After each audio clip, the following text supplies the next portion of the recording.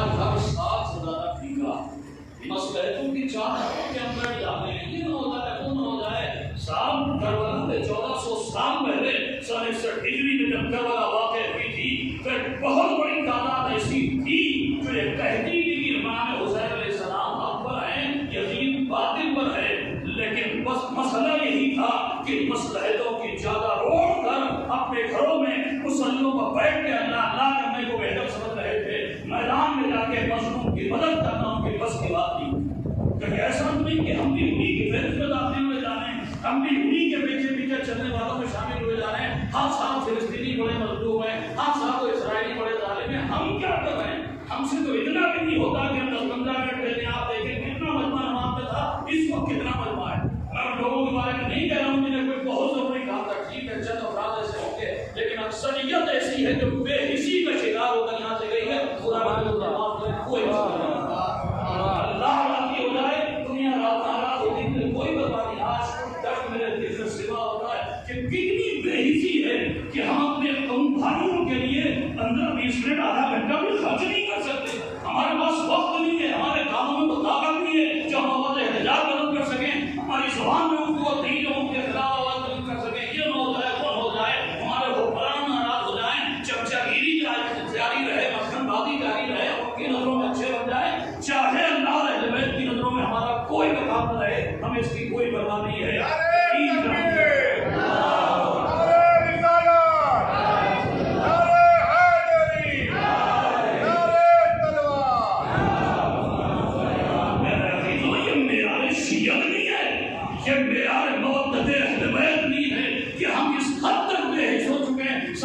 اسرائیل کی پروڈکٹ کا بائیکاٹ ہونا چاہیے، اب کیا کریں؟ جو مذہب ٹارگیٹ میں ہے وہ ڈاور لازت میں آتا ہی نہیں، وہ ذرا سا اچھا نہیں لگتا، ملاقات کیا ہوتا ہے، ٹارگیٹ والی بات آنی باتی زیادہ مجبور ہے۔ ہیڈ اینڈ شولڈر سے نہانے میں لطف آتا ہے، تو یہاں دیسی شیمپو اور واٹے کا شیمپو سے نہانے میں کہاں زیادہ مجبور ہے، ہم تو وہی لاتے ہیں۔ ہمارا بچہ میگی کے بغیر ناشتہ ہی نہیں کرتا، کیا کیا جائے؟ ہمیں تو مجبوری ہے۔ یعنی بے حسی کی انتہا کو ہم پہنچ چکے ہیں کہ ہم چھوٹی چھوٹی لذتوں کو ترک نہیں کر سکتے، اور دعویٰ یہ ہے کہ بہت بڑے محب اہل بیت ہیں۔ ارے ہم کچھ نہیں کر سکتے، میں نہیں کہہ رہا ہوں کہ جا کے کلاشی کو اور مشین کر لے کر پھر وہاں فلسطین میں پہنچ کر ان کا مقابلہ کرنے لگ جائیے، کم از کم اتنا تو کر سکتے ہیں کہ مصلحتوں کی چادر پھینک کر حکومتوں کی چمچہ گیری اور مکھن پالش کو الگ رکھے، کم از کم جہاں گفتگو ہو ہم اظہار تو کریں کہ ہم فلسطینیوں کے ساتھ ہیں، ہم اسرائیل اور امریکہ کو لعنت بھیج رہے ہیں، کم از کم اتنا تو کر سکتے ہیں کہ جہاں احتجاج کا پروگرام ہو ہم اپنا 10-15-20 منٹ آدھا گھنٹہ دے تو سکتے ہیں، کم از کم ان چھوٹی چھوٹی اشیاء کا بائیکاٹ تو کر سکتے ہیں۔ ٹھیک ہے، نہ مزہ ملے ٹارگیٹ کا،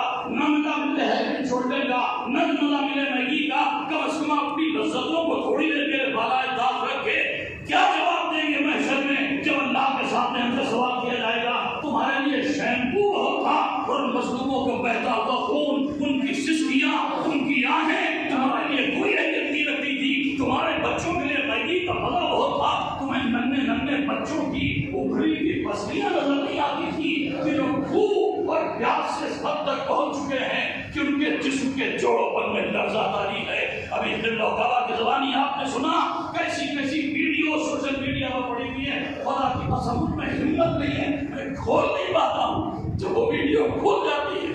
تو دل پھوٹ کے آنسو ہوتا، خدا کی قسم کھانا پینا دوبر ہو جاتا، وہ مناظر دیکھ کر تو سوشل میڈیا پر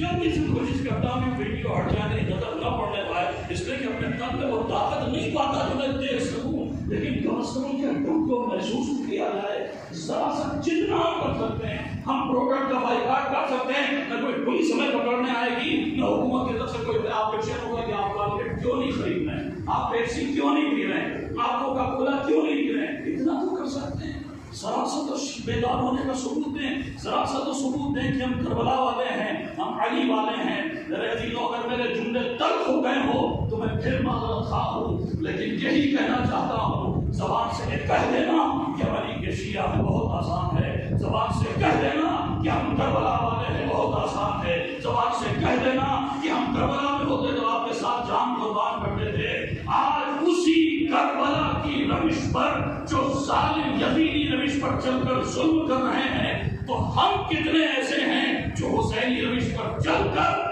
مظلوموں کے لیے آواز احتجاج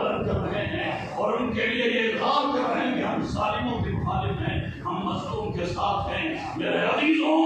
وقت ہے کہ خواب غفلت سے جاگو۔ یہ روزے اپنی جگہ، یہ نمازیں اپنی جگہ، یہ مصلے اپنی جگہ، یہ اعتکاف اپنی جگہ، لیکن یاد رکھیے گا اگر یہ روح شیعت ہمارے اندر پیدا نہ ہوئی تو پھر یہ عبادتیں بھی بیکار ہیں، یہ سجدے بھی بیکار ہیں، یہ ذکر خدا بھی بیکار ہے۔ عبداللہ ابن عمر جیسا مغرور ہوئے تعلیم میں ملتا ہے جو اپنے مسلے پہ بیٹھنے کو بڑا فخر کیا کرتا تھا کہ ہم تو سجدے پر سجدے کر رہے ہیں، ہم تو قرآن پر قرآن پڑھ رہے ہیں، لیکن اتنی توفیق نہیں تھی کہ مولا کی گزارش مولا نے اس سے خواہش کی تھی کہ میری نصرت کر، تو وہ منہ چھپا کے بھاگ گیا تھا۔ مولا کی نصرت سے منہ موڑ کے مسلے پہ جا کے بیٹھ گیا تھا۔ یتیم جانی ایسوں کے مسلے ان کے لیے کہیں میدان قیامت میں عذاب کے مسلے نہ بن جائیں۔ دعا کے لکھی گہرائیوں سے پروردگار ہم سب کو توفیق دے، ذرا سا دنیا پرستی سے باہر آئیں، ذرا سا دنیا کی محبت ہمارے دلوں میں کم ہو، ذرا سا جذبہ